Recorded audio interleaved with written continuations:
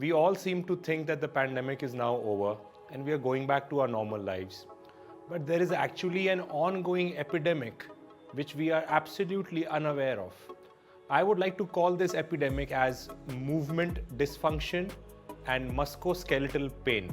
This simply means that we are not moving enough. Musculoskeletal pain is pain which is caused by joints, tendon, ligaments, muscle tissue, etc. So what exactly is going wrong? We are exercising, sometimes less, sometimes more, but our exercise is not in a rich movement environment, and because of that, we have imbalances, we have injuries, we have lack of mobility.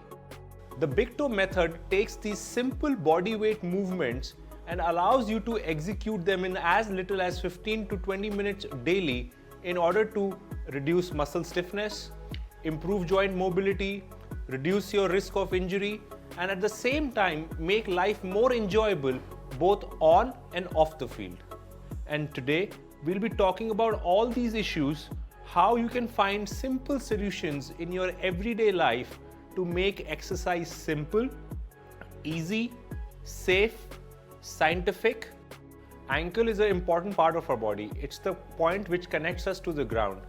By doing simple ankle rotations, we are not only mobilizing the ankle, but we are also stabilizing our knee, making sure that any loss of movement on the ankle does not compound the stress on the knee.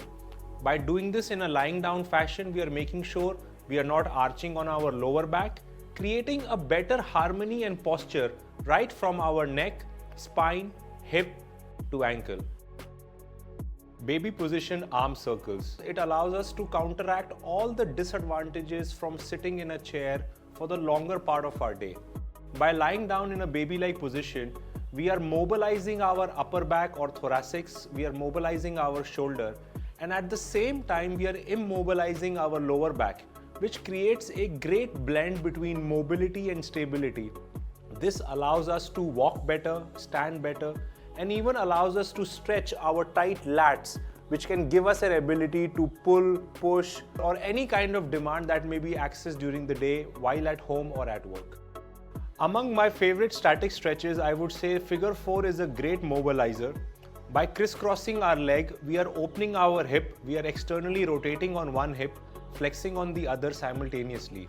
We often see people sitting at work cross-legged, creating a sense of tightness on the lateral side of our hip. This can be interacted or counteracted very well by just doing a figure 4 stretch.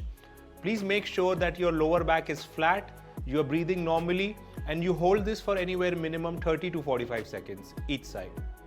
The big question is, what is it that we are doing for hip internal rotation? Most of the time, the exercises that we select, the warm-ups that we do or the cool-downs that we follow are focusing only on flexion and extension. That is the missing link between sedentary, active, gymming, and pain. By doing this simple drill called hip 90-90, we are addressing that dark and gray area known as hip internal rotation. Please make sure you take support of your hands by placing them behind your hip. To begin with, you can start with as little as 5 repetitions on each side.